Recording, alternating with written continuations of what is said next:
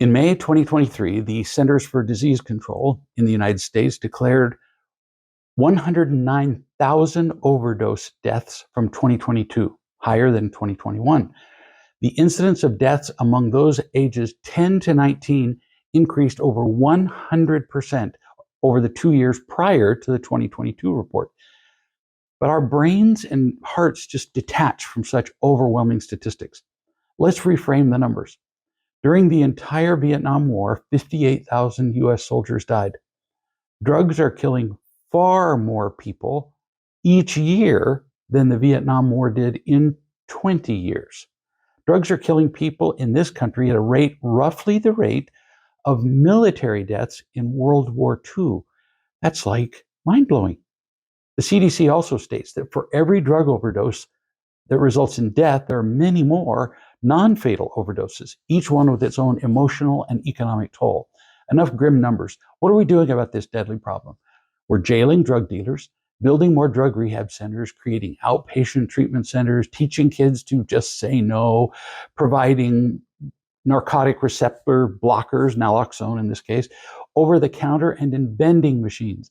But all these solutions are no more effective than buying more towels to mop up the water that keeps mysteriously pouring out onto the floors of our house when there's a pipe leaking. Mopping up certainly has its place, but at some point, some early point preferably, we have to ask where the water's coming from. We have to ask why we're seeing all these overdoses. What is the cause of all these dead human bodies, children's bodies, and crippled souls? On the CDC website, there's a page called Understanding Drug Overdoses and Deaths. Now, on this page of understanding, there isn't a single clear answer to the why question. On the understanding page, there's no understanding. And countless other sources blame the government, lack of law enforcement, too much law enforcement, lack of treatment, racism, socioeconomic forces, and on and on. But all that blaming isn't making any difference to the people who are sick and dying. But there is an answer to why people use drugs. Let me prove it. Very few people die while using drugs properly as prescribed for physical pain. Rather, the drug overdoses occur in people who are treating their emotional pain. Intuitively, everybody knows this, and I emphatically confirm it. Why do our children use drugs then? This is the question. Until you can answer it, you will be confused and helpless with your child. And almost no experts can answer that question. We cannot understand our children until we first realize that what we all need more than anything is to feel loved. Every study confirms that love is the thing, and we can't be happy without it. An author of the largest study on happiness ever declared, happiness is love, full stop. Without sufficient love, our children will be in pain. They feel small and helpless, and they hate that. Then, many of them use drugs to treat their emotional pain. Full stop. They overdose because they get careless in their desperation to eliminate the pain. Listen closely. Our children are in pain because they don't feel sufficiently loved by us. Yes, I know you love your child as well as you can, but you were not given the kind of love you needed as a child either, so you don't have it to give. Love is both the reason for our children's pain and, fortunately, also the answer. But we must understand that not just any kind of love will do. What we all need is unconditional love, or real love, which means to care about another person without any thought for something in return. In real love, there is no disappointment or irritation. Very few people have received that kind of love with no disappointment or anger, with any consistency. How do I know that? Look back to your own childhood.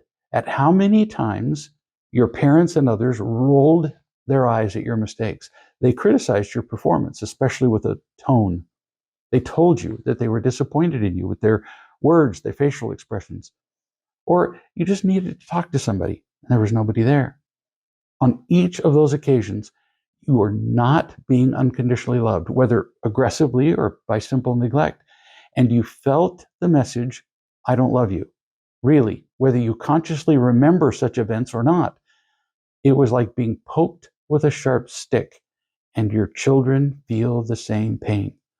All of us, including our children, must be unconditionally loved and taught. We must be taught how to maintain our feelings of worth, how to develop our creativity, and how to identify and be responsible for our feelings. When children don't feel unconditionally loved, they try any behavior that will earn our approval or protect them from feeling disapproval. They try to please us to earn praise. When that wears off, they try whining, complaining, disappearing into screens, anger, fighting, and drugs, which are very effective at easing or eliminating pain. And once a child is on the path of drugs, it is very difficult to step off. The usual solutions for drug abuse that we've mentioned earlier don't work well in the long term because they don't address the underlying cause. But we can learn how to find the real love we need more than anything. You can learn how to give it to your child in a consistent and reliable way. You can learn what happens when your child is happy and free from pain.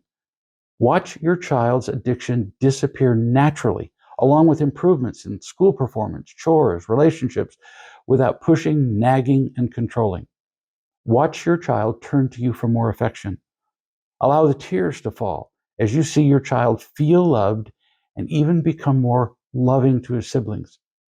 When children are not in pain, they become who they were meant to be. They become their true selves, curious, creative, cooperative, involved, and connected.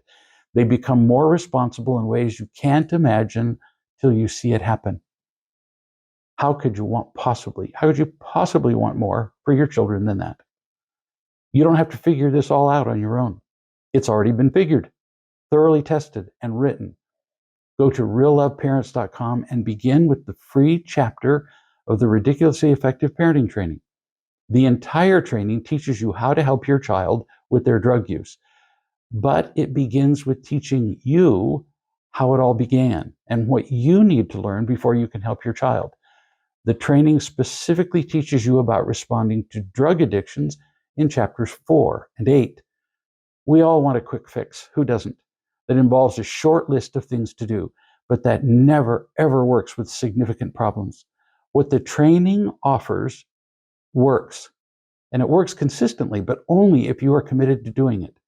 It involves learning on your part, and right there is where most parents quit. Keep going and find the relief, even the joy that you've been looking for.